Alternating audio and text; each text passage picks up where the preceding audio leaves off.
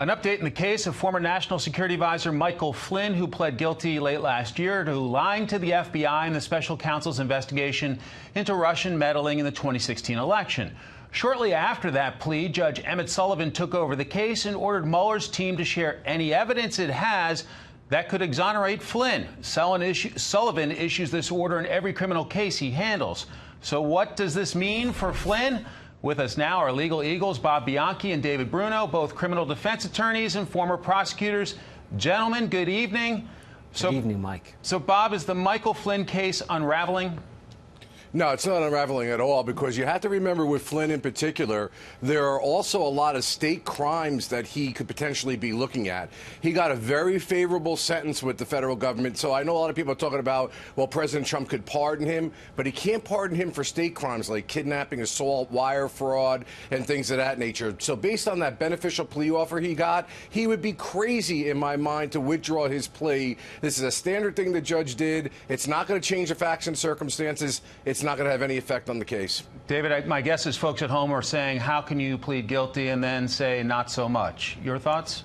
Yeah, sure. I mean, generally speaking, when people plead guilty, the judge goes through this document in painstaking detail that you're doing so knowingly and voluntary. And in his specific plea agreement, he also agreed to waive any further discovery at the point of the plea. So I agree with Bob. If he takes back his plea, then the federal government can prosecute him for all the crimes he's already pled guilty to, among others. Not a good move for the Flynn team. Bob, what does Flynn's legal team say that essentially some of this evidence that's been uncovered is beneficial to his case? No, I mean, we don't know right now. What they're basically saying is that the prosecutors, federal court's different than state, and actually they have a great advantage because a lot of times you don't get all of the data and information.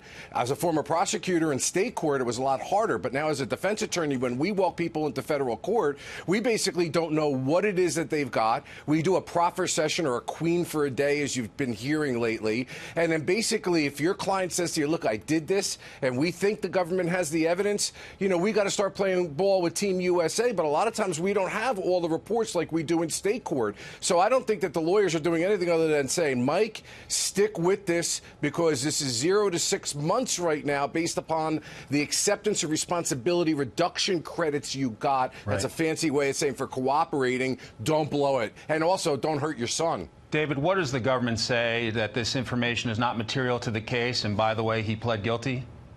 Yeah, that's generally the position. However, on Friday, Judge Sullivan amended that order to say that the government has to provide any favorable evidence during the course of the plea negotiations.